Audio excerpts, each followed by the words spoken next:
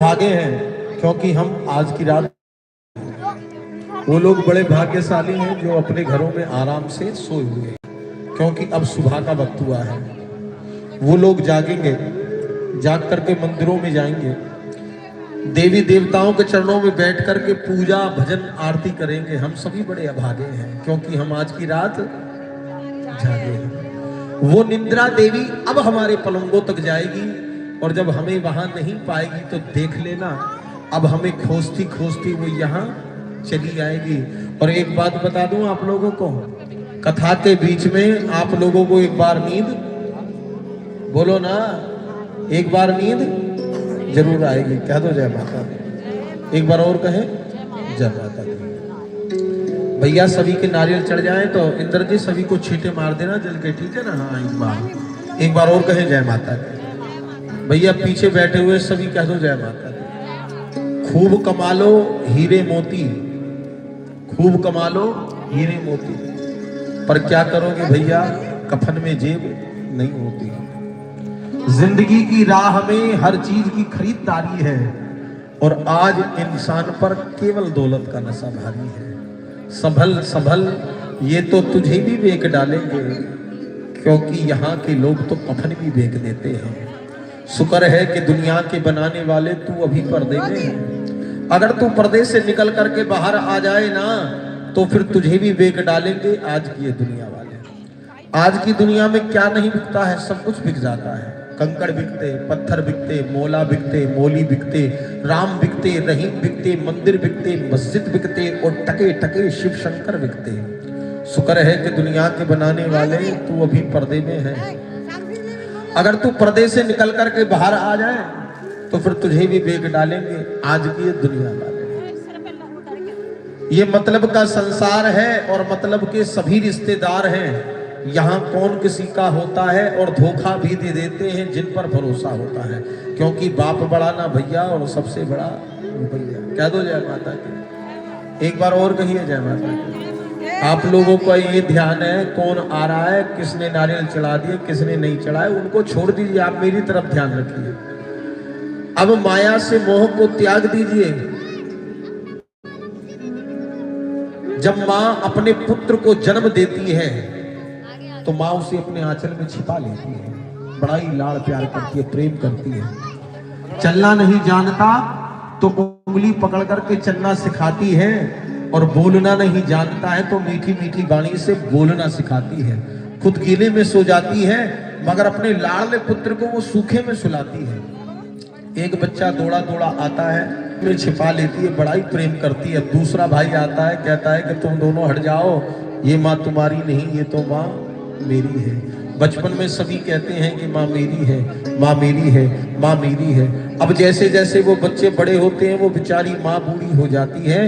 अब वही बच्चे आपस में लड़ने लग जाते हैं और कहने लग जाते हैं कि भैया ये माँ मेरी नहीं, ये तो माँ तेरी है।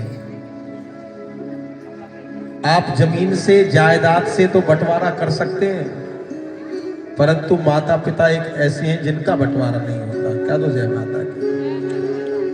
भैया जी सुनो, ये नारियल और दीदी को दे दो, उनके पास नारियल नहीं है, यहाँ इनका नारियल रखा हुआ है, ये आप चढ़ा लेना, ठीक है? इस पे कुछ दक्षिणा लगा लो। आ जाओ, आप इधर आओ, आपका नारियल है इधर, आओ दोनों जने आ जाओ। और आप ना 1 ही मिनट का समय लगाओ महाराज जी, इनको चढ़वा करके तुरंत बैठाओ ताकि मैं कथा प्रारंभ कर सकूं। जब तक ये सुनेंगे नहीं तब तक मुझे आनंद आएगा नहीं। ये इनसे चढ़वाइए और उनके पास वो पहुंच गया, उनसे चढ़वा देना। बैठो बहन जी, बैठो, जल्दी से बैठो, समय ना लगाओ, हाँ जल्दी जल्दी आ जाओ।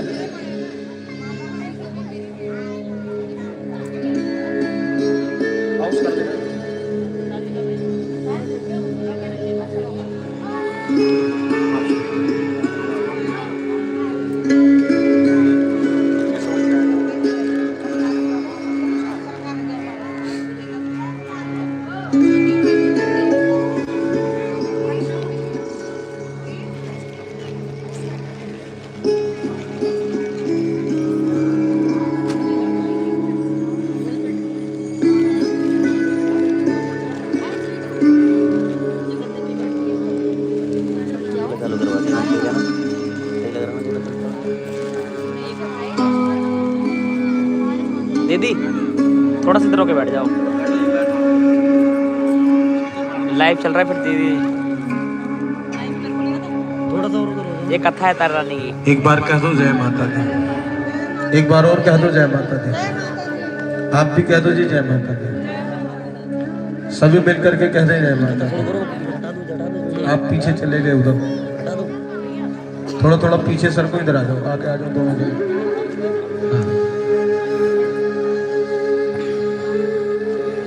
थोड़ा थोड़ा जगह बना लो इनके लिए। वाह ठीक है। आए, यहीं से मैं तारा रानी की कथा प्रारंभ करने चला हूँ। तो एक बार दोनों हाथ उठा करके रचना को पवित्र करें और मेरे साथ कहें मिल करके, सांचे दरबार की माँ ने माया रूपी जाल ऐसा बिछाया जिसे आज तक कोई भी समझ नहीं पाया। बड़े बड़े ज्ञानियों ने, ध्यानियों ने, ऋषि मुनियों ने माँ के चरणों का ध्यान लगाया, मगर माँ की महिमा का पार नहीं पाया। मैं ज्यादा बात नहीं करूंगा क्योंकि समय हमारे पास कम है, कथा बहुत लंबी है और कथा का नियम है ब्रह्म मुहूर्त में ही आरती हो जानी चाहिए। लोग बाग कहते हैं पंडित जी 4 बजे कथा चालू होती है और 6 बजे 7 बजे तक होनी चाहिए। आप लोगों को अभी यही नहीं पता कि जागरण कहते किसको है, जागरण होता कैसे है। जागरण तारों भरी छाओं के अंदर प्रारंभ होता है, ज्योत प्रज्वलित की जाती है माँ की, और नियम भी यही है ब्रह्म मुहूर्त। ब्रह्म मुहूर्त में मंगल वेला, मंगल वेला किसको कहते हैं? 4 बजे से लेकर के 5 बजे तक के बीच की, उसे मंगल वेला कहते हैं। और इसमें भी खासियत क्या है? जो करे दर्शन आरती मंगला, जो करे दर्शन आरती मंगला, जीवन में कभी ना हो वो कंगला। कंगाली कभी उसके जीवन में नहीं आती जो मंगला आरती, चाहे किसी भी देवी देवता की आप करें। मंगला आरती होती है 4 से लेकर के 5 बजे के बीच में। 5 बजे के बाद फिर मुहूर्त अलग हो जाता है।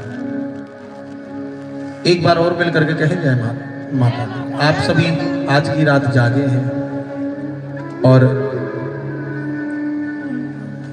पूरी रात का जागरण आप सभी ने श्रवण किया है। अब जागने का वक्त हुआ है, परंतु मैं एक बात बता दूं, आपके घर में जागरण अब शुरू हुआ है। क्या तो जय माता दी। माँ के अनेकों भक्त हुए हैं और अनेकों संतनियां हुई हैं, उनमें से नाम अमर है तारा और रुक्मण का। किस किसने कथा सुनी हुई है? सभी ने। अच्छा, मैं कथा कहता कहता ना बीच बीच में भूल जाता हूँ, तो आपको बार बार याद भी कराना पड़ेगा। पंडित जी कथा यहाँ रह गई है। आज हमारे भैया ये चले जाते हैं, वैसे तो दीपक जी, मगर आज कह रहे हैं कि पंडित जी मैं रिकॉर्ड करूंगा पूरी, आप कहाँ कथा छोड़ोगे। तो मैंने कहा ठीक है, ये बात भी रही, बैठ जाइए। एक बार और मिल करके कहो जय माता दी। भक्तों, पंजाब के एक राजा हुए, नाम था उनका स्पर्श। महाकाली के भक्त थे, निष्काम भक्ति किया करते थे। निष्काम भक्ति किसको कहते हैं पता है आपको? नहीं पता? मैं बता देता हूँ। निष्काम भक्ति उसको कहते हैं जिसमें कोई कामना ही ना रहे परमात्मा से। हाँ? जब एक प्रेमिका अपने प्रेमी से प्रेम करती है तो उनकी आपस में कोई कामना नहीं रहती एक दूसरे से, सच्चा प्रेम होता है। बस खाली ये रहता है तू मुझे प्रेम दे, मैं तुझे प्रेम दूं। ऐसी परमात्मा, जब परमात्मा से प्रेमी प्रेम करता है तो उसकी कोई कामना नहीं रहती, कुछ नहीं चाहिए, ना धन चाहिए, ना दौलत चाहिए, ना आयु चाहिए, ना रूप चाहिए, ना यौवन चाहिए, केवल तेरी भक्ति और तेरे चरणों का आश्रय मिल जाए। निष्काम भक्ति करते थे। माँ भगवती उनकी निष्काम भक्ति से प्रसन्न हो गई और आशीर्वाद स्वरूप में उनको जब आशीर्वाद दिया तो राजा की पत्नी गर्भवती हो गई। ठीक 9 महीने पश्चात सुंदर कन्या का घर में जन्म हुआ। और जब जब कन्या के मुखमंडल को राजा देखता है तो मन प्रसन्न हो जाता है। मुख पर अलौकिक तेज है पुत्री के। विद्वान ब्राह्मणों को घर के अंदर बुला करके कहता है कि विद्वानों बता दो मेरी कन्या का भाग्य क्या कहता है। विद्वान लोग अपना पोथी पत्रा खोलते हैं, देख करके कन्या का भाग्य बताने लग जाते हैं। राजन, जो ये कन्या तेरे घर में जन्म लेकर के आई है, ये तेरी कन्या भी तेरी ही तरह महाकाली के नाम की बहुत बड़ी संतनी, बहुत बड़ी भक्तनी बनेगी। और एक और बात बता दूं, जब जब ये महाकाली को याद करेगी तब तब महाकाली आकर के इस कन्या के अंग संग साई होगी। जग में तेरा नाम रोशन करेगी, दूर दूर तक इसकी भक्ति के नाम के चर्चे गूंजेंगे, जग में इसका नाम तारों की तरह चमचमाएगा। इसलिए प्रेम से मिलकर के तेरी कन्या का नाम तारा रख देते हैं। क्या नाम रख दिया? तारा। ठीक 1 साल बाद राजा के महलों पर फिर भगवती की कृपा हुई। एक और कन्या का राजा के घर में जन्म हुआ। कन्या के मोटे नैन, बिगड़ा चेहरा, रंग काला। जब जब राजा अपनी पुत्री के मुखमंडल को देखता है तो रोने लग जाता है। ना जाने ये कैसी कन्या मेरे घर में जन्म लेकर के आई है। विद्वान ब्राह्मणों को घर के अंदर बुलाता है। विद्वान ब्राह्मणों से कहने लग जाता है कि विद्वानों बता दो मेरी कन्या का भाग्य क्या कहता है। जब जब मैं इसके मुखमंडल को देखता हूं तो मेरे नेत्रों से अश्रु बहने लग जाते हैं। विद्वान लोग कहते हैं अपना पोथी पत्रा खोल करके, राजा जो ये कन्या तेरे घर में जन्म लेकर के आई है तेरे घर के अंदर हास करेगी और किसी नीच के घर में जाकर के राजा तेरी कन्या तो वास करेगी।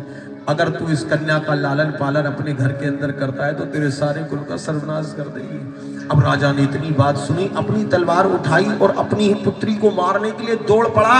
पंडितों ने हाथ पकड़ लिए, राजा ऐसा मत कर, अगर तू इस कन्या को मारेगा तो तेरी आने वाली 7 पुश्तें राजा नरक में चली जाएंगी। अब राजा रोने लग जाता है, कहता है विद्वानों कुछ मेरी मुक्ति का उपाय मुझे बताओ।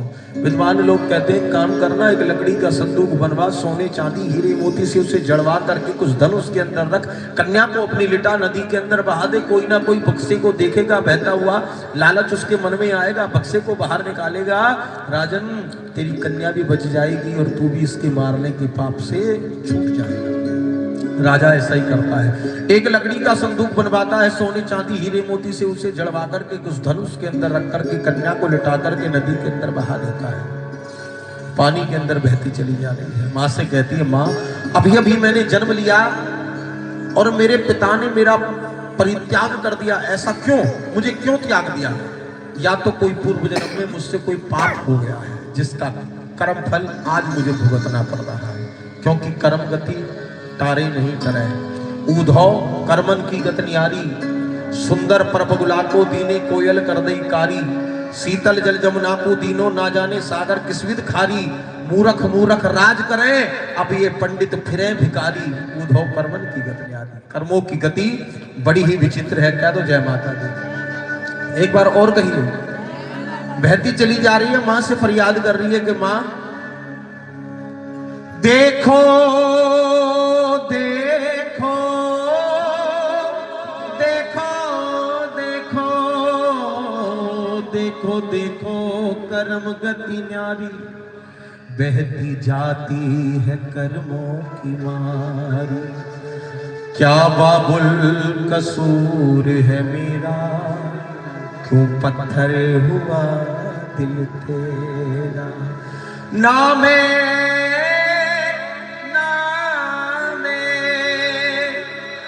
नामे माता की गोद में खेली और न खेली मैं सखियां सहेली, न खेली मैं सखियां सहेली। ना तो मैंने माँ की गोद देखी, ना सखियों का साथ देखा, ना पिता का दुलार देखा, और मेरे पिता ने मेरा परित्याग कर दिया। पैदा होते ही सुबह का वक्त चली जा रही है, बहती हुई नदी के अंदर एक ब्राह्मण देवता नदी के किनारे स्नान करने के लिए आते हैं। वस्त्र उतार करके नदी में जब छलांग लगाते हैं तो देखते हैं, दृष्टि उठा करके दूर से एक बक्सा आता हुआ दिखाई देता है। बक्से को देख करके पंडित जी के मन में लालच जाग उठता है, जरूर कुछ ना कुछ धनवाल खजाना इसके अंदर होगा। अब पानी में छलांग लगाते हैं, बक्से की तरफ हाथ बढ़ाते हैं, परंतु बक्सा हाथ नहीं आता, बह करके दूर निकल जाता है। और आते हैं जब किनारे की ओर तो पीछे पीछे आता है, पकड़ने के लिए जाते हैं तो फिर से दूर हो जाता है बह करके। थक हार करके पंडित जी चूर हो जाते हैं, नदी के किनारे बैठते हैं। आकर के सुबह का वक्त था, एक भील वहां मछली पकड़ने के लिए आता है। कहते हैं भैया देख पानी में एक बक्सा बहता हुआ आ रहा है, सोने चांदी हीरे मोती से जड़ा हुआ, कुछ ना कुछ जरूर धनवाल खजाना इसके अंदर है, क्यों ना हम दोनों मिलकर के निकाल लें। अब जैसे ही भील पानी में छलांग लगाता है, बक्से को पकड़ करके बाहर ले आता है, परंतु दोनों आपस में लड़ने लग जाते हैं। ज्ञानी ते ज्ञानी लड़े करे ज्ञान की बात, और मूर्ख ते मूर्ख लड़े तो फिर है भूसा और लड़ने लगे दोनों। हाँ, दोनों की लड़ाई होने लगी। कोई बुजुर्ग व्यक्ति वहां से भ्रमण करते हुए जा रहे थे, दोनों को लड़ते हुए देखा तो कहने लगे भैया लड़ाई क्यों कर रहे हो, सुबह का वक्त है, दुनिया राम का भजन करती है और तुम दोनों लड़ रहे हो, लड़ाई मत करो, आपस में एक चित और पट करो, जिसके हिस्से में जो वस्तु आए अपने घर ले जाना। मां भगवती की लीला बड़ी अपरंपार है। भील के हिस्से में अंदर का सामान आ जाता है, जैसे ही बक्से को खोल करके देखता है तो एक छोटी सी कन्या अपनी दाहिने पैर का अंगूठा चुभ रही होती है, उठा करके अपने कलीजे से लगा लेता है, कहता है पंडित जी जितना भी धन है आप ले जाओ, मुझे इस धन की कोई आवश्यकता नहीं, क्योंकि मेरे घर में कोई संतान नहीं थी, ये कन्या मुझे जो आज मिली है पुत्री के रूप में, इसका लालन पालन मैं अपने घर ले जा करके करूंगा। भील कहता है भैया तू कहां जाता है? पंडित जी आवाज पीछे से लगाते, रुक जा, ये जितना भी धन है इसको भी तू ले जा, क्योंकि इस तेरी कन्या बड़ी होगी तो इसका विवाह तुझे करना पड़ेगा, इसके विवाह में धन की आवश्यकता पड़ेगी, इसका लालन पालन भी तुझको करना पड़ेगा। एक काम कर, ये जितना भी धन है इसको तू ले जा, मैं इस धन को नहीं लेकर के जाऊंगा, क्योंकि कन्या का हिस्सा खाना महापाप होता है। कन्या को लेकर के, धन को लेकर के भील अपने घर जाता है।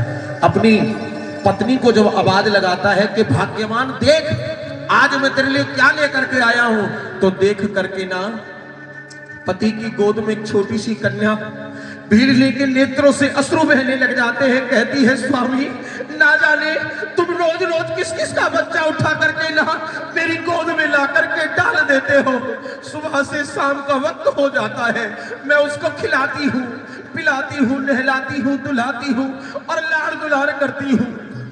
जब शाम का वक्त होता है ना स्वामी, उस बच्चे की माँ आती है, मेरे हाथों में से छीन करके जब अपने पुत्र को लेकर के जाती है ना स्वामी, ये देख करके मेरा कलेजा फट जाता है।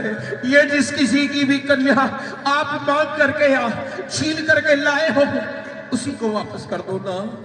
भील के नेत्रों से भी अश्रु बहने लग जाते हैं, कहता है पगली ये कन्या मैं आज किसी की मांग करके या छीन करके नहीं लेकर के आया, ये कन्या मुझे नदी के अंदर बहती हुई जल में मिली है।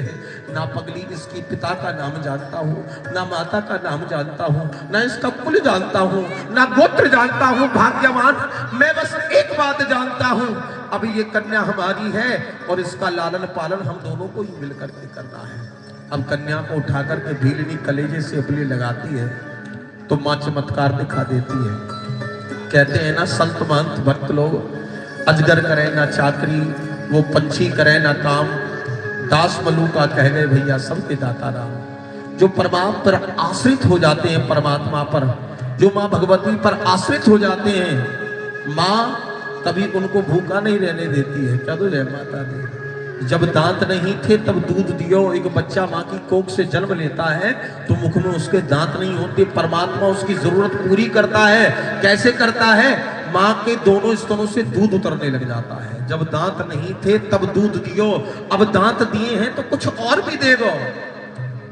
फिर काहे की चिंता करे रे मनमूर्ख, जो सबकी सुने तो तेरी भी सुने को। वो परमात्मा सबको देता है, चींटी से लेकर के हाथी तक का पेट वो भरता है।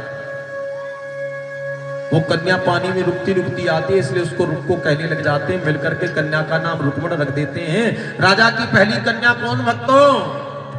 अरे बोलो माटी के धोदाओ, जोर की बोलो कौन? और दूसरी कन्या कौन? ये पीछे वाले।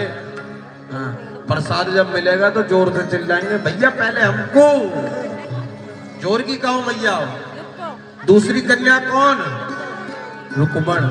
और पहली का लालन पालन किसके घर में हो रहा है? और दूसरी का? यहां तक कथा आ गई समझ में? तारा रुक्मण भई से आनी, बचपन बीता और आगे जवान, दोनों जवान हो गए। अब राजा ने अपनी कन्या तारा को सखियों के साथ खेलते हुए देखा तो मन में विचार आ गया, पिता को पुत्री के विवाह की चिंता सताने लगी। मेरी पुत्री सयानी हो गई है, इसका विवाह मुझे कर देना चाहिए। सेना नाई को पास में बुलाया। पहले रिश्ता जो है नाई लेकर के जाया करते थे, ये बूढ़ी मैया बैठी है, इनको पता होगी शायद। मैं जब छोटा था तो सबसे पहले मेरी बहन के लिए वर देखने के लिए भी हमारे गांव से एक नाई को भेजा गया था, जब मैं बहुत छोटा था। मुझे याद है, पहले नाई जाते थे, फिर नाई के बाद नंबर आया ब्राह्मण जाने लगे, फिर ब्राह्मणों पर भरोसा नहीं रहा, लोग बात कहने लगे माता पिता जो देख लेंगे वो सब सही रहेगा, माता पिता देखने लगे। अब जमाना मॉडर्न आ गया, माता पिता का भी नंबर कट हो गया बिल्कुल। हाँ, आजकल फिर ये जो चल रहा है ना मोबाइल, इसमें ऑनलाइन वर ढूंढे जाते हैं, है ना। तो अब मियाँ बीवी राजी तो क्या करेगा काजी, है। परंतु वो पहला जमाना था। राजा ने नाई से कहा, जा दूर देश और मेरी कन्या के लिए कोई श्योकवर ढूंढ करके ला। हरिपुर हजारे के राजा विधिचंद के पुत्र हरिचंद के साथ में वो नाई तारा का रिश्ता तय कराता है। धीरे धीरे समय व्यतीत होता है, राजा की बारात रानी के महलों में आ जाती है। अब पंडित जी वेद मंत्र उच्चारण करने लग जाते हैं और तारा और राजा के दोनों के फेरे होने लग जाते हैं। तारा फेरों को बीच में ही रुकवा करके कहती है, स्वामी आपके साथ विवाह तब पूर्ण करूंगी जब आप मेरी 3 शर्त मानोगे। राजा कहता है, आखिर तू मेरी होने वाली पत्नी है और अपनी पत्नी की जरूरतों को पूरा करना पगली मेरा धर्म बनता है, बता तू क्या मांगना चाहती है। तारा कहती है कि स्वामी सुनो, मैं तो महाकाली के नाम की भक्ति हूँ, महाकाली के नाम का पूजन करती हूँ, व्रत रखती हूँ। आप कभी ना मुझे वचन दो, पूजा पाठ करने से नहीं रोकोगे। राजा कहता, तू तो बड़ा अच्छा काम करती है पगली, भला मैं तुझे क्यों रोकूंगा, और बता तू क्या मांगना चाहती है। तारा कहती है कि स्वामी मेरे महलों के अंदर काली के नाम का मंदिर बना हुआ है, उस महलों के अंदर मंदिर में सुंदर पंडी महाकाली के नाम की विराजमान है। मेरी एक इच्छा है, मेरे विवाह के पश्चात में मेरी ससुराल के अंदर भी ऐसा ही मंदिर बनना चाहिए। राजा कहता ठीक है तारा, और बता। कहती है, मुझे भजन कीर्तन करने का बड़ा शौक है, मैं भजन कीर्तन सत्संग में अक्सर जाती हूँ और चौकी जागरण में भी कभी कभी जाती हूँ। कभी किसी उच्च बिरादरी के घर जाती हूँ तो कभी किसी नीच के घर में जाती हूँ, किसी अमीर के घर में कभी जाती हूँ तो कभी किसी गरीब के घर में भी जाना पड़ जाता है। स्वामी आप मुझे वचन दो कि मुझे कभी जाने से तो नहीं रोकोगे। राजा कहता, पगली तू तो बड़ा अच्छा काम करती है, भला मैं तुझे जाने से क्यों रोकूंगा, और बता तू क्या मांगना चाहती है। तो तारा कहती है कि अब मुझे कुछ नहीं चाहिए। राजा के साथ एक नाई आता है बारात में, वो राजा से कोनी मार करके कहता है, सारी शर्तें अपनी पत्नी की मानोगे या आप भी कुछ मांगोगे, भविष्य के लिए तो कुछ सोच लो। राजा कहता है, तारा एक शर्त तुझे मेरी भी माननी पड़ेगी, अगर भविष्य में कभी मैं बीमार पड़ जाऊं, दुख तकलीफ हो, मन मेरा बेचैन हो, तो पगली वचन दे तू मुझे छोड़ करके कहीं नहीं जाएगी भजन कीर्तन में। तारा भी पतिव्रता नारी थी, वचन दे देती है। अब दोनों का विवाह हो जाता है, अपने राज्य में चले जाते हैं। ये पति पत्नी का जो रिश्ता है बड़ा ही मजबूत होता है। पति और पत्नी, पति पत्नी का मतलब क्या है? भैया पति किसको कहते हैं? मैं आपसे प्रश्न कर रहा हूं, आप उत्तर दीजिए। और पत्नी किसको कहते हैं? कोई भी बताए। हाँ, ये बंधन बड़ा ही अटूट है भैया। पति और पत्नी किसको कहते हैं? पति किसे कहते हैं? पति उसे कहते हैं, सुन लो उत्तर, जो अपने पत्नी के पद की रक्षा करे, उसके मान सम्मान की रक्षा करे, वो पति। और पत्नी किसको कहते हैं? बोलते हैं कि जो अपने पति का पतन होने से बचाए। पतन समझते हो? अगर पति किसी गलत रास्ते पे चलता है तो जैसे भी करे उसे समझाए, प्यार से समझाए, चाहे जैसे भी कहे, स्वामी ये गलत रास्ता है, आप इस रास्ते पे ना चले, उसे भक्ति मार्ग की ओर लेकर के चले, उसे पत्नी कहते हैं। दोनों का विवाह हो गया, अपने राज्य में चले जाते हैं। और जिस राज्य के अंदर तारा का विवाह होता है, माँ भगवती की लीला बड़ी परंपार है महाकाली की, उसी राज्य के अंदर अपनी ही जात बिरादरी के लड़के कलुए के साथ में रुक्मण का भी विवाह हो जाता है। और जो रुक्मण की सास थी ना भक्तों, वो राजा के महलों के अंदर झाड़ू पोछे का काम किया करती थी। एक दिन रुक्मण की सास बेचारी बीमार पड़ जाती है, रुक्मण को पास में बुला करके कहती है कि बहू देख, मैं तो पड़ गई हूँ आफत में, मुझे चढ़ा है जोर से बुखार, जरा तू जा राजा के महलों में और झाड़ू पोछे का काम करके आना। सास ने कहा तो बहू जाने के लिए भक्तों तैयार। वो पहला जमाना था, सास ने कहा और बहू फटाक से काम करने को तैयार। मगर आजकल का थोड़ा सा उल्टा हो गया, अगर सास कहते ना बहू देख मेरे सर में जोर से दर्द, बेटा एक कप चाय बना दे, तो बहू भी फटाक से जवाब देती, मम्मी जी तुम्हारा दिमाग खराब तो नहीं है, देखो ना टीवी के अंदर मेरा वाला सीरियल चल रहा है, बैठो थोड़ी देर। उसके बाद 2 कप चाय बनाना अदरक डाल करके, हाँ मेरे भी सर में दर्द है, मैं भी आपके साथ बैठ के पीऊँ। परंतु वो पहला जमाना था, सास ने कहा और बहू जाने के लिए तैयार हो गए, चली जाती है महलों के अंदर, देखती है बड़े बड़े महल, खजाने, बाग बगीचे लगे हुए हैं, पुष्पकले हुए हैं, जगह जगह बाग बावरियां लगी हुई बनी हुई हैं, और ऊंची ऊंची अट्टारियों के खिड़कियों के दरवाजों के ऊपर सखी सहेलियां, दास दासियां खड़े हुए हैं। महलों की इतनी सुंदर शोभा को देखा, शोभा को देख करके भूल गई, ना जाने मेरी सास कौन सा काम करती होगी इन महलों में। अब मन में विचार करने लग जाती है, परंतु कुछ याद नहीं आता, थक हार करके चूर हो जाती है। तब मन में एक ख्याल आता है, तू भी कितनी पागल है, क्यों ना इन सखियों से ही जाकर के पूछ ले, सखी सहेलियों मुझे बता दो कि मेरी सास कौन सा काम करती थी इन महलों के अंदर। सखी सहेलियों से पूछने लग जाती है, सखी सहेलियां भी कहने लग जाती हैं कि सखी तेरी सास इन महलों में झाड़ू पोछे का काम करती थी, ले लेती है झाड़ू पोछा लगाने लग जाती है। अब लगाती लगाती लगाती लगाती लगाती लगाती ना वहां पहुंच जाती है जहां तारा रानी मंदिर में बैठ करके मां के नाम का भजन कर रही थी। अब नींद किस किस को आ रही, जरा हाथ ऊपर उठा करके बताएं, कह दो जय माता दी। चलो अपने अपने हाथों में से अपने अपने सोलों में से हाथ बाहर निकाल लीजिए थोड़ी देर के लिए। तारा भी भजन कर रही है, रुक्मण देख रही है, तो रुक्मण के मन में भी ख्याल आ गया, ये जरूर कोई पवित्र स्थान है, झाड़ू पोछे से सफाई नहीं करनी चाहिए। भजनों को सुन रही है, तारा भजन गा रही है, कैसे गा रही है, जरा अपने अपने हाथों को खोल लीजिए। मैं कहूंगा जोर से बोलो, ना तो ढोलक बजेंगी ना झांझ मजीरे बजेंगे, केवल आपकी ताली होगी। मैं कहूंगा जोर से बोलो, आप लोग कहोगे, बोलो ना जय माता दी। क्या कहोगे?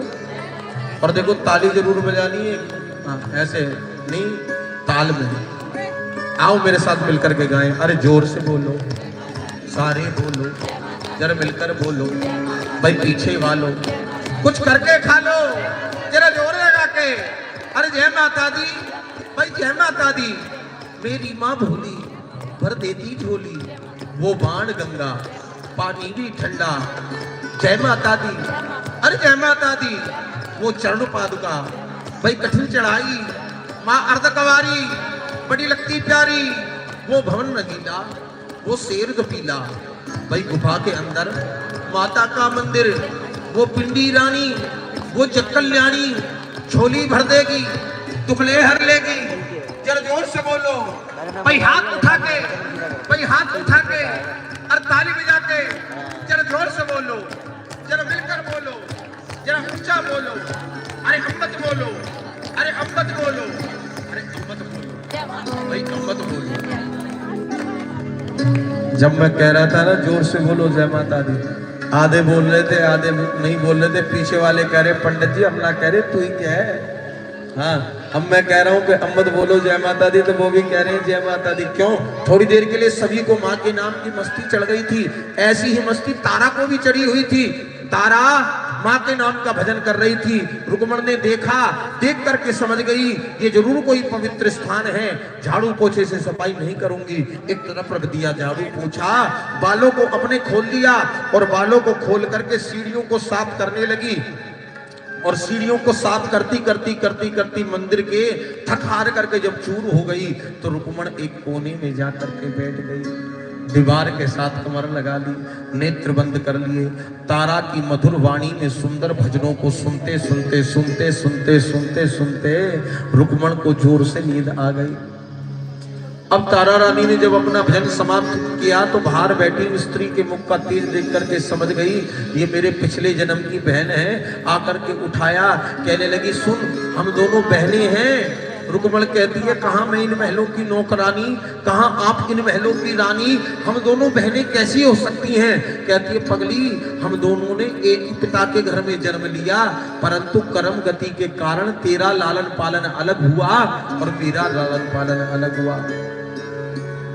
कहने लगी एक जन्म की कथा और सुनाती हूँ, एक जन्म नहीं हम तो उससे भी पिछले जन्म की बहनें हैं। कहती अच्छा हाँ, हम दोनों इंद्र के सभा की अप्सराएं थी, अप्सरा के रूप में स्वर्गलोक में हमारा जन्म हुआ और एक एकादशी का व्रत हम दोनों रखा करती थी।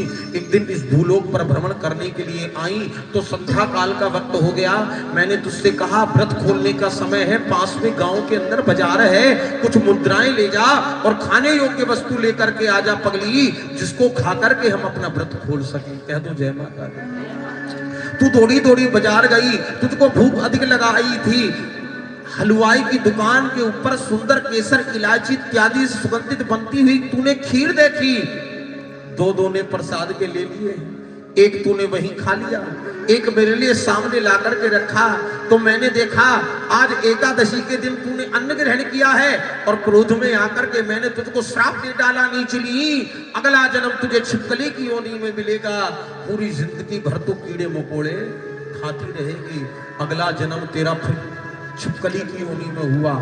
5 पांडवों ने ओखला की पहाड़ियों में जब वहां काली के नाम का यज्ञ किया तो सभी ऋषि मुनियों को बुलाया। दुर्वासा ऋषि को निमंत्रण लेने के लिए दूत भेजे। दूतों ने उन्हें समाधि में देखा तो कहने लगे भगवान शंकर के अवतार हैं, बहुत जल्दी क्रोधित होने वाले हैं, अगर क्रोध में आकर के कहीं हमको भस्म कर दिया तो भैया सभी ने कहा वापस चलते हैं, बिना निमंत्रण दिए लौट गए। परंतु जब दुर्वासा ऋषि की समाधि खुली और शिष्यों ने बताया यहां पर ना पांडवों के दूत आए थे परंतु आपको निमंत्रण दिए बिना वापस चले गए, तो उनको क्रोध आ गया। पांडवों ने इस यज्ञ में मुझे ना बुला करके मेरा अपमान किया है, इस अपमान का बदला मैं जरूर लूंगा। अब अपनी माया से एक बाज का रूप बना लिया, आसमान में उड़ने लगे। जमीन पर एक मरा हुआ सांप देखा, उस सांप को अपने पंजों में दबा करके ले गए। कहां? जहां पांडव प्रसाद बनवा रहे थे, उस प्रसाद की कढ़ाई में सभी से दृष्टि बचा करके उस सांप को डाल दिया। परंतु पगली तू बैठी हुई दीवार पर सब कुछ देख रही थी, तेरे मन में ख्याल आया, पूर्व जन्म की याद तुझे थी, तूने सोचा यही समय है इस छिपकली की योनि से मुक्ति पाने का। सब भक्त लोग प्रसाद को लेने के लिए आए तो तूने सभी के सामने कूद करके गर्म प्रसाद में अपने प्राणों की आहुति दी डाली। परंतु जब तुझे भक्तों ने गिरते हुए देखा तो उनको क्रोध आ गया और उन्होंने हाथ में जल ले करके तुझको श्राप दे डाला। नीचनी, तूने बड़ा नीचों वाला काम किया है, ये प्रसाद हजारों भक्तों के लिए बना था, तूने इसको दूषित कर दिया तो तुझे श्राप दे डाला कि जा अगला जन्म फिर नीच योनि में मिलेगा। अब भक्तों ने कहा जो भी प्रसाद को खाएगा वो मर जाएगा, एक काम करो खड्डा खोद करके यहीं पर दबा देते हैं। खड्डा खोद करके प्रसाद को दबाने लगे, कढ़ाई को पलटा तो मरा हुआ एक सांप कढ़ाई के तले से जब निकला तो भक्तों के मन में विचार आया इस बेचारी छिपकली ने हमारी जान बचाई थी और हमने इसको ही क्रोध में आकर के श्राप दे डाला। अब श्राप अटल है, वापस नहीं आ सकता, परंतु इसको एक वरदान दे देते हैं, इसका जन्म तो एक राजा के घर में होगा मगर पालन पोषण हमारे श्राप के कारण एक नीच घर में ही होगा। सारी कथा कह सुनाई अपनी बहन छोटी रुक्मण को, सब कुछ उसको याद आ गया। अब कहने लग जाती है बहन तारा एक बात बता, तू बड़ी देर से बैठी हुई मंदिर में किसका भजन कर रही थी? ये कौन सी पिंडी है, कौन सी देवी है, और जो तूने देसी घी में ये बत्ती जला रखी है इसको क्या बोलते हैं? कहती है पगली तू नहीं जानती, ये अन्न वालों को अन्न देती है, धन वालों को धन देती है, पूत वालों को पूत देती है। जो भी कोई सच्ची श्रद्धा से इसके दरबार में आ जाए उसकी मुराद पूरी कर देती है। इसको महाकाली कहते हैं। और जिसको तू साधारण बत्ती बोल रही है साक्षात मां ज्वाला देवी का रूप है। धरती का सीना चीर के ये पाताल लोक से आई है, इसकी माया का अंत नहीं, हर समय यही समाई है। अब कहती है अच्छा अगर मैं इसके दरबार से कुछ मांगूंगी तो मुझे मिल जाएगा। कहती है पगली तू बन मांगने वाली और ये तो है सबको देने वाली, तेरी मुराद जरूर पूरी करेगी। अब माँ की जोत के करीब आ जाती है रुक्मणी, माँ से कहती है कि मैया मेरे पास में कुछ नहीं है, देख जब मैं घर से बाहर निकलती हूँ ना मेरे पड़ोसी मेरा मुख देखना पसंद नहीं करते हैं माँ। कोई रिश्तेदार सगे संबंधी मेरे घर नहीं आते हैं माँ, मुझे बांझन कह करके पुकारते हैं, मुझे बार बार ताने मारते हैं मेरे पीछे से, और जब वो लोग मुझे ताने मारते हैं ना उनकी बातें सुन करके मेरा कलेजा फट जाता है। माँ अगर तू एक पुत्र मुझे दे देगी, अगर एक लाल तू मुझे दे देगी, अगर खाली झोली तू मेरी भर देगी ना मां, तेरे नाम का जगराता करवाऊंगी, संत महंत भक्तों को बुलाऊंगी, तेरे नाम की जोत जलाऊंगी, लाल चुदरी तुझे चढ़ाऊंगी, एक पुत्र तू मुझे दे देगी तो। साड़ी के पल्लू में रुक्मण के एक सोने का टका बना हुआ था, सोने का टका खोल करके मुट्ठी में बंद कर लिया। ये समय है रुक्मण की अरदास, घुटने छोड़ो, रुक्मण की अरदास का सुन लीजिए जरा, खास करके आप दोनों अपनी मुट्ठी में बिना किसी को दिखाए कुछ दक्षिणा बंद कर लें। यहां से कलश में आप सभी के पास में भेजूंगा। पहले मेरी बात सुन लीजिए, दान किसको कहते हैं? दान उसे कहते हैं एक हाथ से दान करो और दूसरे हाथ को पता ना चले। और एक और बात, अगर आपके मन में कोई मनसा हो, कुछ मांगना चाहते हो, तो यही समय है पूरी जागरण में अपनी मुट्ठी में बंद करके अपनी दक्षिणा, ये कलश सभी के पास आएगा। अगर मन में आपके भाव हो, पास में अगर धन हो, तो मेरे कहने से अपनी अरदास जरूर लगा लेना, माँ से कि मैया मेरा ये बिगड़ा काम बन जाए तो मैं भी तेरे नाम का जगराता कराऊंगी। जब आपका काम बन जाए तो 2-4 साल सही लग जाए बेसकते, मगर माँ के नाम की जोत जरूर घर के अंदर जगा देना, आपकी सब मनोकामनाएं माँ भगवती पूर्ण करेगी। भैया आ जाए जरा, माँ भगवती के चरणों में रुक्मण अरदास लगा रही है, माँ अगर एक पुत्र तू मुझे दे देगी, एक लाल तू मुझे दे देगी, तेरे नाम का जगराता करवाऊंगी, तेरे नाम की जोत जगाऊंगी। माँ मैं तेरे नाम के जयकारे भी लगाऊंगी। माँ से फरियाद करने लग जाती है कि मैया करो ना उजाला कभी, करो ना उजाला कभी जिंदगी की राहों में, देखती हूँ सपना में लाल खेले बाहों। तू है सच्ची जोता वाली, तू है सच्ची जोता वाली, दे दे एक लाल माँ, खाली ना जाऊंगी दर से तेरे आज माँ, खाली ना जाऊंगी दर से तेरे आज। कहने लग जाती है माँ तूने मुझे बहुत कुछ दिया है, परंतु मेरे घर में संतान नहीं है, ये दुख सबसे बड़ा है माँ। बिना संतान के घर घर नहीं शमशान की तरह हो जाता है माँ। एक लाल तू मुझे अगर दे देगी तो। दिया तूने सब कुछ, कुछ मुझे भाए ना, दिया तूने सब कुछ, कुछ मुझे भाए ना, मारते हैं ताने मोहे अपने पराए, लागी मोरे तन मन में ममता की आसमां, खाली ना जाऊंगी दर से तेरे आज। कहने लग जाती है माँ अगर एक लाल तू मुझे दे देगी, लाल चुंदरी तुझे चढ़ाऊंगी, तेरे नाम के जयकारे लगाऊंगी माँ, तेरी जोत अपने मैं घर में जगाऊंगी, दे दे लाल मैया लाल चुनरी उड़ाऊंगी। जाए ना यहाँ से कोई, जाए ना यहाँ से कोई, हाय बे औलाद माँ, खाली ना जाऊंगी दर से तेरे आज। कहने लग जाती मैया अगर एक लाल तू मुझे दे देगी, एक पुत्र तू मुझे दे देगी, तेरे नाम का जगराता करवाऊंगी। रुक्मण ने मांगा था लाल, रुक्मण को दे दिया मां ने लाल। रुक्मण का लाल 5 साल का हो जाता है, परंतु पुत्र के मोह में मां के नाम का जागरण कराना भूल जाती है। ये देने पे आ जाए तो ढेरों के ढेर दे देती है, अगर लेने पे आ जाए ना फिर चमड़ी भी उधेड़ लेती है।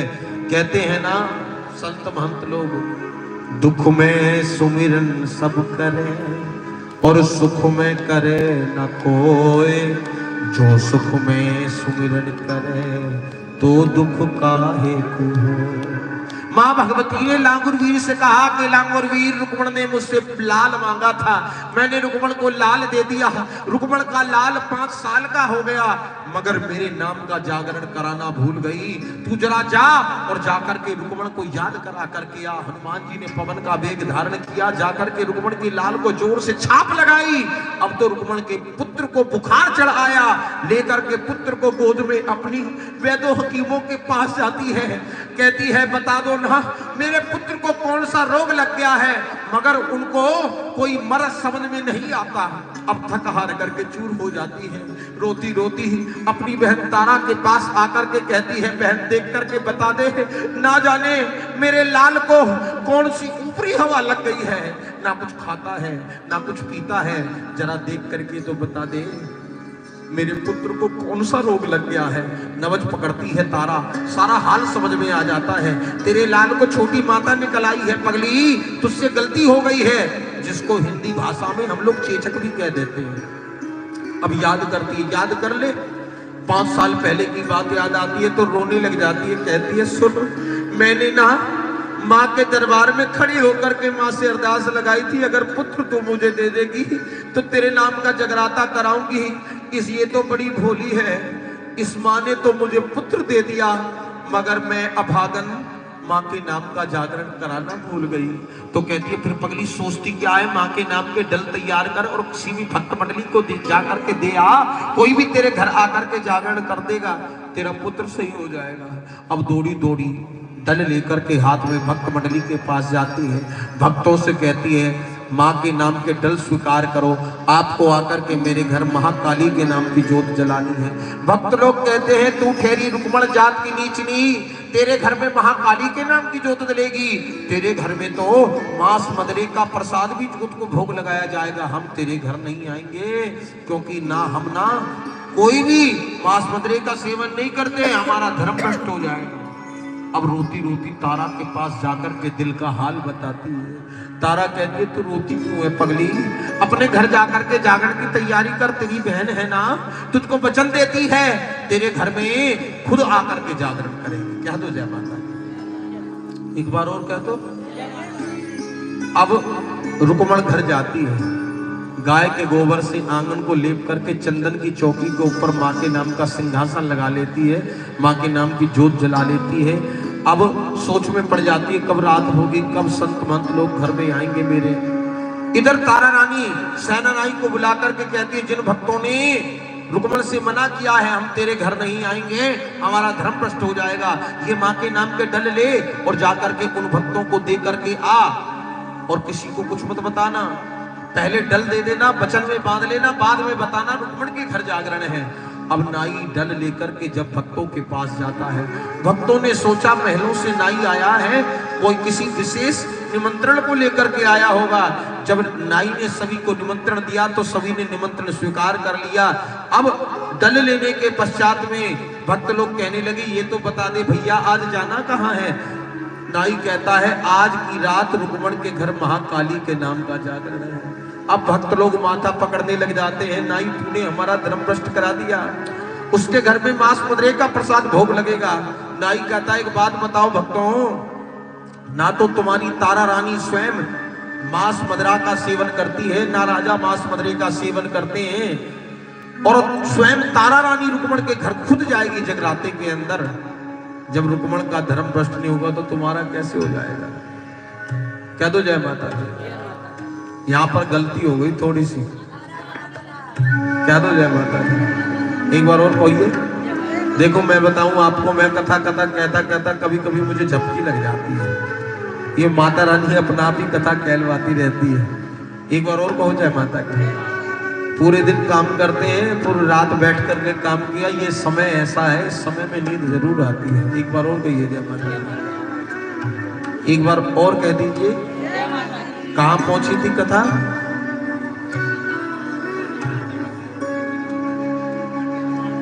हाँ, भैया ताली बजाओ बच्चों के लिए। एक बार और कहो जय माता। एक बार फिर कह दो। कहती है कि तुम्हारी तारा रानी स्वयं जाएगी रुक्मण के घर, जब उसका धर्म भ्रष्ट नहीं होगा तो तुम्हारा कैसे हो जाएगा। भक्त भी कहते हैं यदि तारा जाएगी रुक्मण के घर तो हम भी जरूर जाएंगे। अब नाई ये बात सोचता है राजा को मैं कैसे बात बताऊं, आपकी पत्नी रुक्मण के घर जाकर के मांस मदरे का सेवन करेगी। दौड़ा चला आता है, राजा से कहता है आपकी हजामत बढ़ चुकी है, बैठो राजन हजामत कर देता हूँ। हजामत करने लग जाता है, जानबूझ करके थोड़ा सा साबुन और पानी राजा के मुख में डाल देता है। क्रोध में आकर के राजा चिल्लाने लग जाता है, नाई तूने ये क्या कर दिया, तू मेरा धर्म भ्रष्ट करना चाहता है। नाई कहता है ये तो साबुन भी आपके घर का है, पानी भी आपके घर का है। राजन जब आज की रात आपकी पत्नी तारा रुक्मण के घर जाएगी, वहां तो मांस मदरी का प्रसाद भोग लगेगा जो तो वही भक्तों में बटेगा। जब उस प्रसाद को खाएगी, जब उसका धर्म भ्रष्ट नहीं होगा, फिर तुम्हारा कैसे हो रहा है, बात बताओ। अब राजा सुनता है जब ये बात तो क्रोध में आ जाता है, कहने लग जाता है नाई जब ये जख्म तूने मुझे दिया है तो इसका मरहम भी तुझी को देना पड़ेगा, कोई उपाय बता। नाई कहता है हाथ आगे करो। राजा हाथ आगे करता है, अपना उस्तरा निकाल करके राजा के हाथ में चीरा लगा देता है। अब रक्त बहने लग जाता है। राजा कहता तूने क्या कर दिया, देख मेरा हाथ काट दिया, कितना दर्द मेरे हाथ में हो रहा। कहता चिल्लाओ मत, फिर से हाथ आगे करो। राजा हाथ आगे बढ़ाता है, अपने झोले से नमक मिर्च की एक पुड़िया निकाल करके राजा के हाथ में पट्टी बांध देता है। कहने लग जाता है देखना राजन, ये नमक मिर्ची थोड़ी देर बाद ही अपना कमाल दिखाएंगी। रात्रि होने वाली है, रात्रि के समय आपको दर्द की वजह से नींद नहीं आएगी। याद करो वो समय फेरों का, जिस समय तारा ने आपको वचन दिया था, जब भी कभी आप दुख तकलीफ में होगे तो मैं तुम्हें छोड़ करके कहीं नहीं जाऊंगी। क्या तो जाने वो वचनबद्ध है तारा। अब तारा तो पतिव्रता नारी थी। राजा प्रसन्न हो जाता है, सारे पहरेदारों को बुला करके कहता है ना तो कोई महलों के अंदर आने पाए, ना महलों से बाहर जाने पाए। अपनी पत्नी तारा को बुला करके आवाज लगाता है, कहता है कि तारा आज तू मुझे अपने पट का सिराना दे, मैं तेरी गोद में सर रख करके सोना चाहता हूँ। पगली मेरे हाथ में लगी चोट है, सर में हो रहा दर्द है, नींद मुझे नहीं आती है। तारा रानी पट का सिराना दे देती है, गोद में सर रख करके राजा लेट जाता है, उलझाने लग जाता है तारा को बातों में। तो तारा समझ जाती है इसमें जरूर कोई राजा की चाल है, आज नहीं जाने देगा मुझे रुक्मण के घर।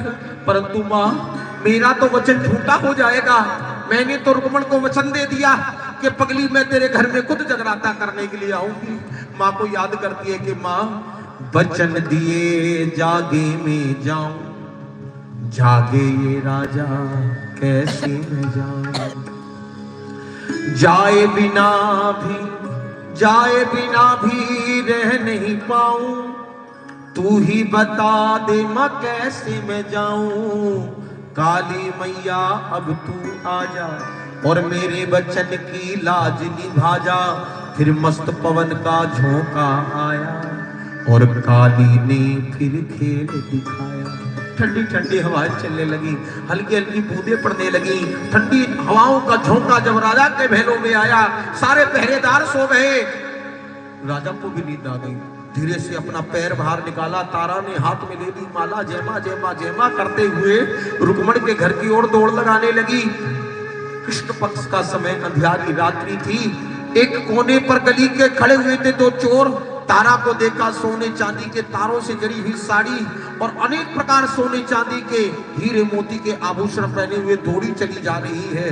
मन में लालच आ गया, चोरों ने लूटने के लिए हाथ बढ़ाया।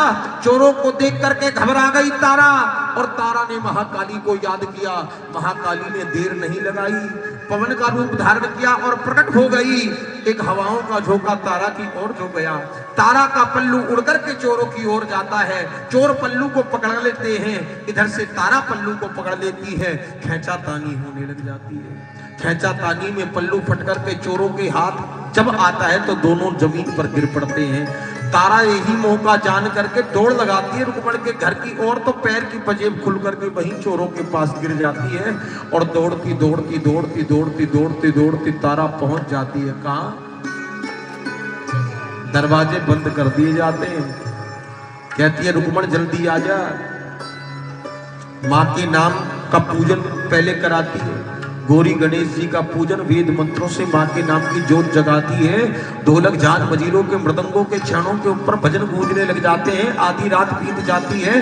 अब वो दो चोर जब जब साड़ी के पल्लू को और पजेब को उठाते हैं तो ना जाने कौन सी लीला है, कौन सी शक्ति है, दोनों आंखों से अंधे हो जाते हैं। रखते हैं जमीन पर तो दोनों को दिखने लग जाता है। और उधर राजा के भी नेत्र खुल जाते हैं। राजा देखता है तारा महलों में नहीं है, सारे पहरेदार सोए हुए हैं।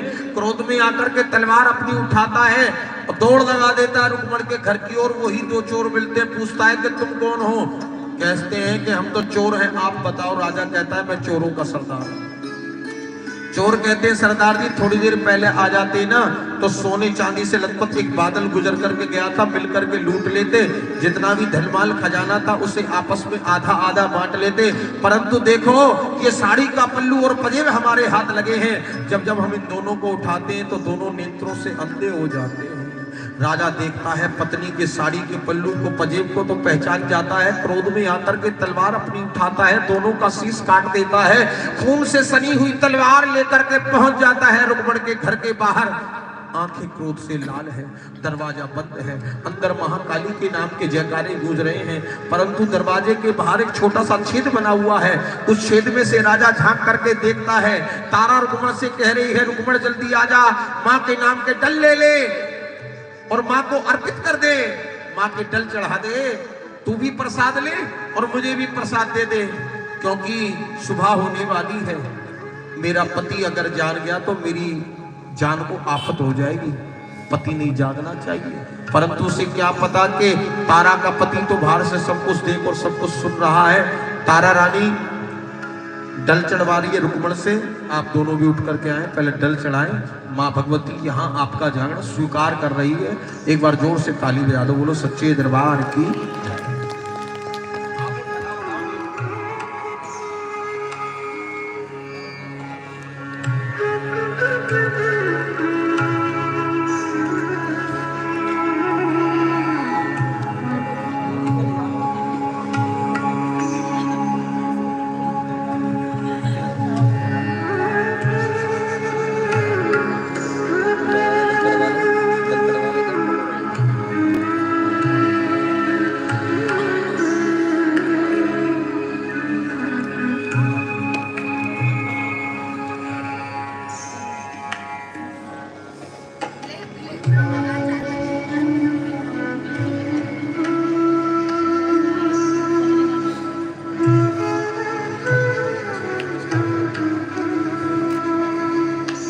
तारा रुक्मण से डल चढ़वा देती है, रुक्मण की झोली में प्रसाद डाल देती है। कह दो जय माता की। जय माता।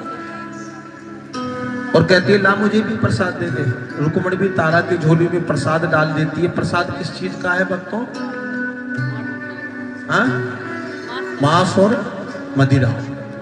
कहती है मैं इस प्रसाद को खाऊंगी नहीं। मां से कहती है मैया मगर मैं इसका अनादर भी नहीं करूंगी। इस प्रसाद को ले जा करके मैं बहती हुई नदी के अंदर बहा दूंगी। तेरे प्रसाद का अपमान नहीं होगा, मेरा भी काम हो जाएगा। परंतु उसे एक बात नहीं पता थी कि राजा सब कुछ बाहर से देख और सब कुछ सुन रहा है। अब प्रसाद को बांध करके पल्लू के अंदर जैसे ही दरवाजा खोल करके बाहर निकलती है तो सामने राजा अपनी तलवार लेकर के खड़ा होता है। आंखें क्रोध से लाल है। देख करके तारा थर थर कांपने लग जाती है, पसीना बहने लग जाता है। अब राजा को देख करके पल्लू को पीछे की ओर छुपाने लग जाती है। राजा कहता है तारा तुझे मेरी मान मर्यादा का जरा भी ख्याल नहीं आया जो तू आज इस नीचनी के घर में आई है। एक बात बता, अपनी झोली में क्या लेकर के आई है? इसको पीछे की ओर क्यों दुबका रही है? मुझे भी तो दिखा, मैं भी तो देखूं तेरी झोली में क्या है। तारा कहती है राजन मेरी झोली में ना देखो, मेरी झोली में मेरी माँ के नाम का पंथ है, मेरी माँ की शक्ति है। कहता है मैं भी तो देखूं तेरी माँ के नाम का पंथ कैसा है, तेरी माँ के नाम की शक्ति कैसी है, दिखा दे तारा। झोली को पकड़ करके जैसे ही झटका मारता है तारा महाकाली को याद करती है। महाकाली पवन का रूप धारण करके प्रकट हो जाती है। जैसे ही प्रसाद बिखरता है नीचे तो खून तो बन गए केसर रोली, हाड़ मांस बने मखाने, गंडिया बन गए गरी छवारे और लौंग इलायची के दाने। सारा का सारा प्रसाद मेवे में बदल जाता है। कह दो जय माता। उसी दिन से रीत चली आई है, जागरण में मेवे का प्रसाद जरूर बांटा जाता है। राजा कहता है तारा मैंने तो अपने नेत्रों से देखा था तेरी झोली में पगली रुक्मण ने मांस और मदरे का प्रसाद डाला था, ये मेवे में कैसे बदल गया? कहती है यही मैं, मेरी माँ की शक्ति, महाकाली की, माँ काली के नाम का पंथ। अब तो कहता देखना चाहता हूँ तेरी माँ की शक्ति को, अजमाना चाहता हूँ तेरी माँ के नाम के पंथ को, दीवाना हो गया हूँ पगली तेरे माँ के नाम का। कहती है फिर दूसरे के दरवाजे पर खड़े होकर के क्यों चिल्लाता है? अगर माँ की शक्ति को तू अजमाना चाहता है तो चल महलों में अपने माँ के नाम का सिंहासन लगा, माँ के नाम की जोत जला, संत महंत भक्तों को बुला, वहीं चल करके राजा मैं तुझे माँ की शक्ति दिखाऊंगी। राजा भी था अभिमानी, राजा को थी जवानी, मदमस्ती अहंकार में राजा पागल हो चला था, महाकाली की शक्ति को चुनौती देने चला है। एक और बात मैं आपको बता देता हूँ, रामचरितमानस में श्री तुलसीदास जी महाराज कह रहे हैं, जाकू प्रभु दारुण दुख देही ताकि मत पहले हर लेही। भगवान जिसको दुख देना चाहता है उसकी बुद्धि को हर लेता है। कह दो जय माता दी, एक बार और कह दीजिए जय माता दी।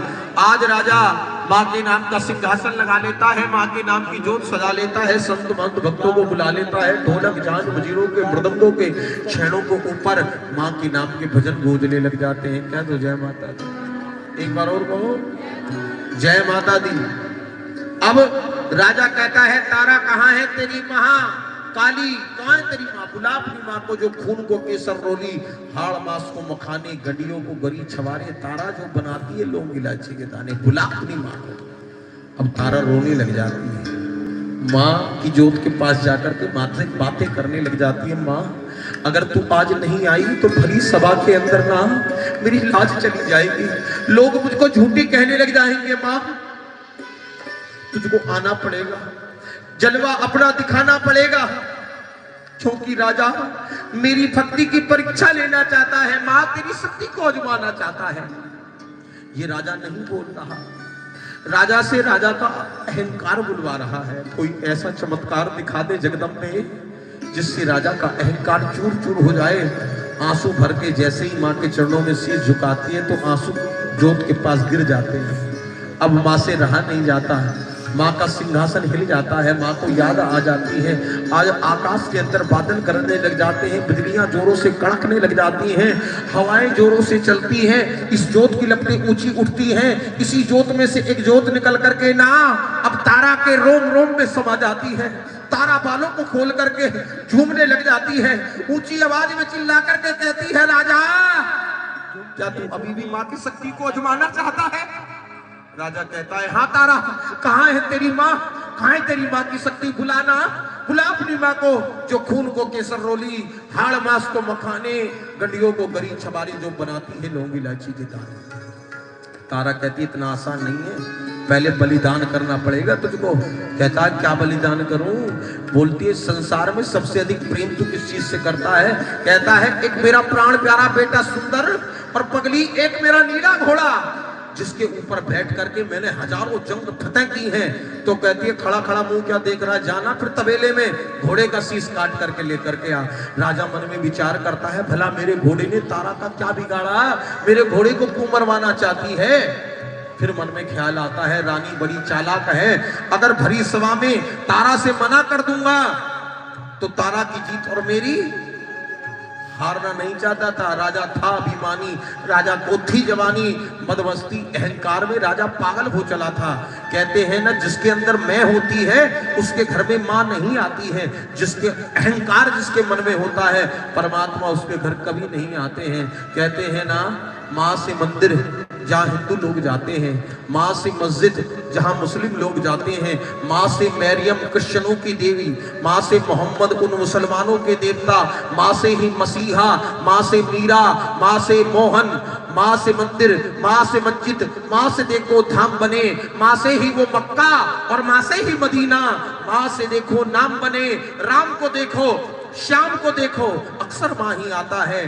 और मैंने मारा अहंकार था उस रावण को जिसको रावण की अपनी खुद की ही मैं लेकर डूब गई। राम ने रावण को नहीं मारा, रावण को मारा रावण की मैंने ही मारा। अहंकार था उस रावण को और मैं ही गीता का ज्ञान बताता है। मरा मरा तू करता जा पगले, मरने से क्यों घबराता है? क्योंकि मरा मरा करने से ही बनता उल्टा नाम बोलो ना, राम का है। जब अंत समय आता है, कांधे पर आरती होती है, राम नाम सत्य है, सत्य बोलो गत्य है।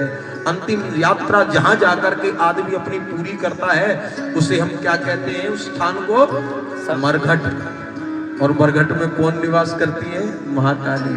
क्या तो जय माता दी। वो भी महाकाली का स्थान आता है। राजा सोचता है ऐसे घोड़े अपने महलों में 50 और बांध लूंगा।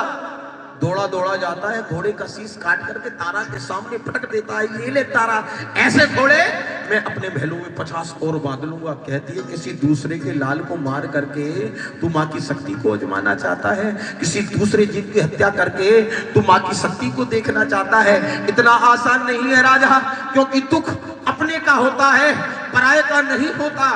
जाके पैर ना फटी बिबाई, वो कहा जाने पीर पराई। दुख अपने का होता है, पराई का नहीं होता। अगर माँ की शक्ति को तू आजमाना चाहता है तो जा, अपने पुत्र का शीश काट करके मेरे पास लेकर के आ।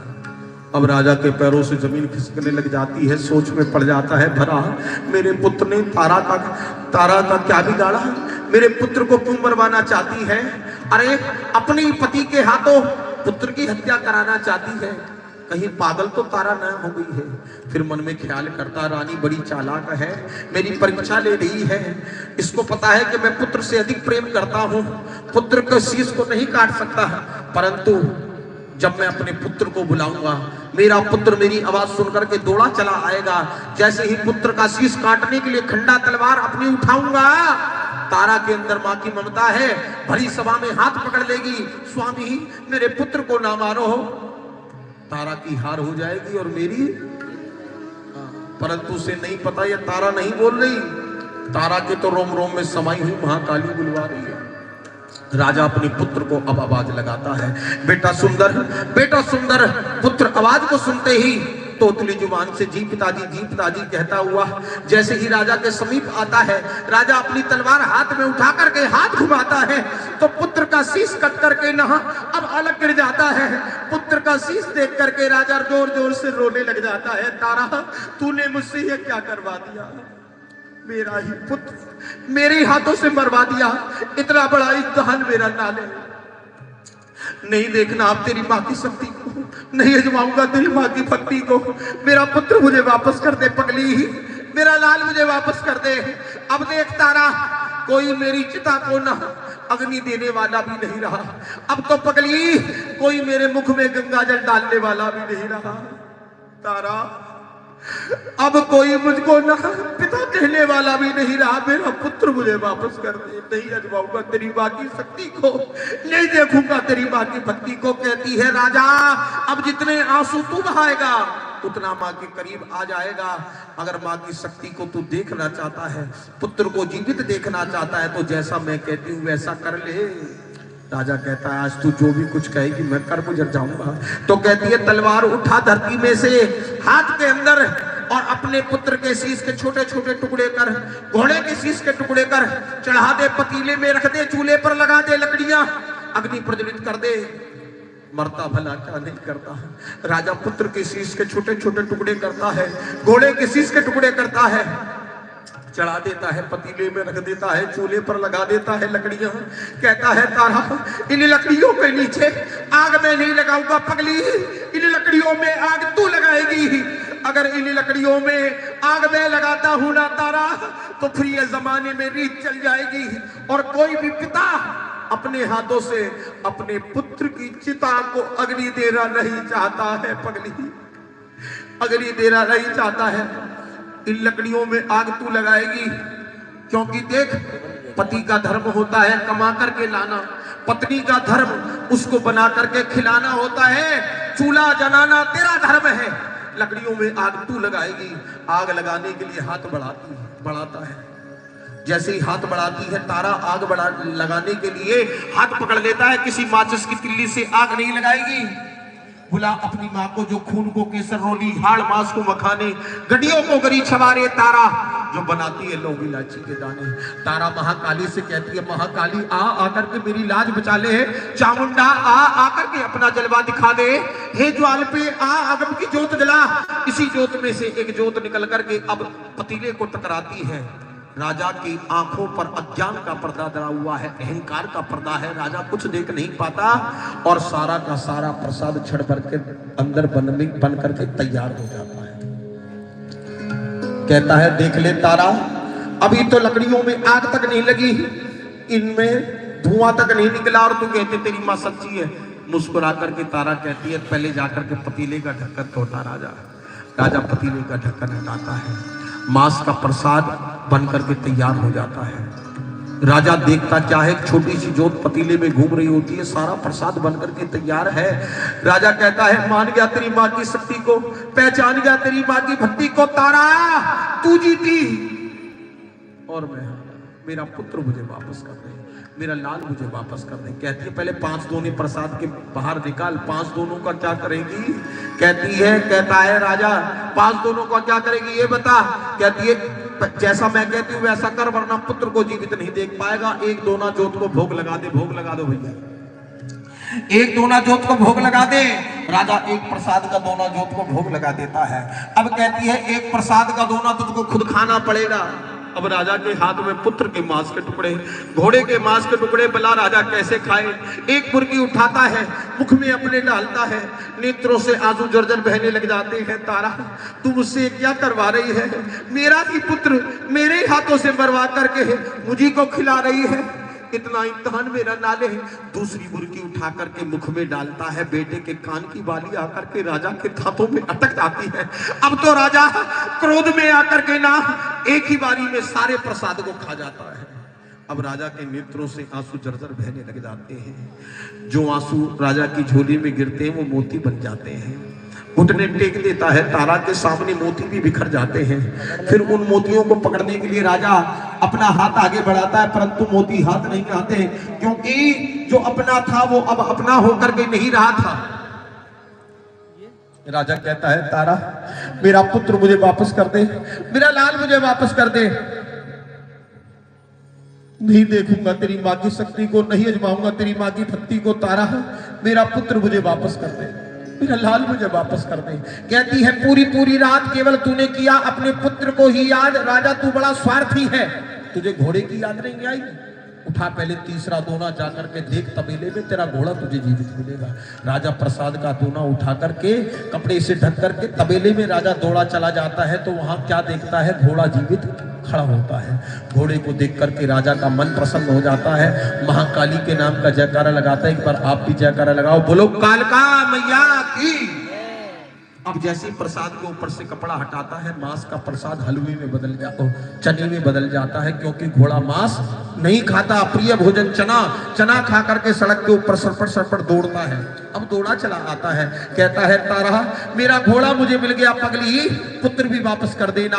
कहती है, उठा चौथा दोना, लगा ले पुत्र को महलों में आवाज। पुत्र को महलों में जब राजा आवाज लगाता है तो आंखों को मीटता हुआ, जैसे अभी सोकर के जगा हो, तोतली जुबान से जी पिताजी कहता हुआ, लड़खड़ाता हुआ आकर के राजा के कलेजे से लग जाता है। क्या तो जय माता दी। कहता है, पुत्र अब तक तू कहाँ था?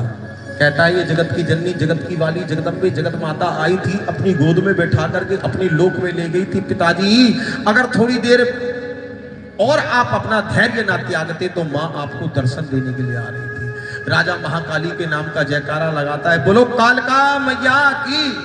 प्रसाद के ऊपर से कपड़ा हटाता है, मांस का प्रसाद हलवे में बदल जाता है, क्योंकि छोटे बच्चों को मीठा अधिक लोभाता है।